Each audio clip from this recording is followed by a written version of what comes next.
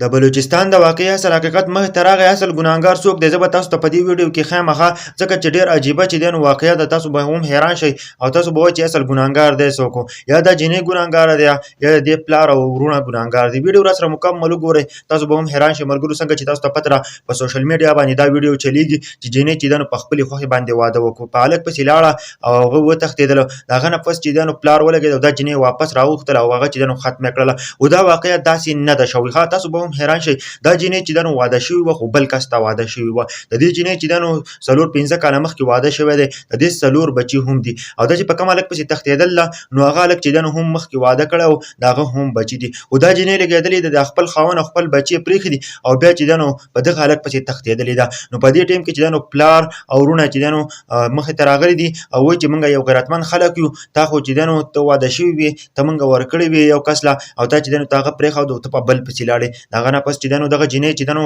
پلار راوغوښتله، چې کله پلار راوغوښتله نو پلار ورته دا خبره وکړله چې که دا خپلې قبیلې ته کله راله نو پلار ورته دا خبره وکړله که نه چې غیرت څه ته وایي، عزت څه ته وایي، او دا به زه د ټولې دنیا ته ښیم. بیا چې ده نو جرګه فیصله کوي، موږ ویل چې جرګې غلطه فیصله وکړله. جرګه دا فیصله کوي که نه چې دا جینۍ دې سنګساره کړلی شي، ځکه چې دې جینۍ خپل خاوند پرېښی دی، خپل بچی یې پرېښي دي او په یو بل پردي کس پسې چې نو تښتېدلې ده.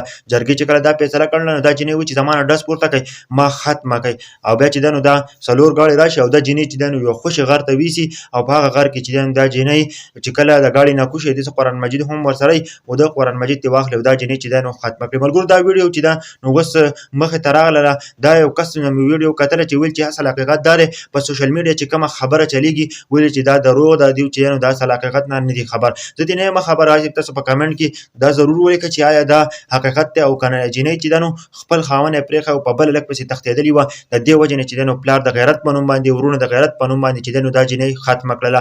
او د دې جینۍ چې کم کس ایشتلې ده نو هغه ګرفتار شوی هم دی. او که چېرته دا جینۍ چې ده نو دې رښتیا داسې کار کړی وي نو دې جینۍ له مرګ ضروري و ملګرو. دا چې ښه ده چې ایشتلې ده، او که داسې نه وي که نه او دا جینۍ چې ده نو په کوم هلک پسې تللې وه لکه دا څنګه چې په سوشل میډیا باندې خبره چلیږي نو دې جینۍ سره بیا زیاتې. او ملګرو دا چې مکمل معلومات راغلل، تاسو په دې باره کې څه وایئ چې آیا دا جینۍ سره چې کومه ظلم شوی دی آیا دا ظلم دی، او که د وروڼو د غیرت په نوم باندې دا د دنیا نه رخصت کړي، د ټولې دنیا ته یې وښودله چې زمونږ چې کومه خور لور به چې دا بیا چې ده نو په بل پسې نه تښتي. او که چېرته دې خپل خاوند پرېښی او په بل پسې تلي نو دی بالکل صحیح کار کړی او د غیرت کار یې کړی. په کمنټ کې ضرور ولیکئ.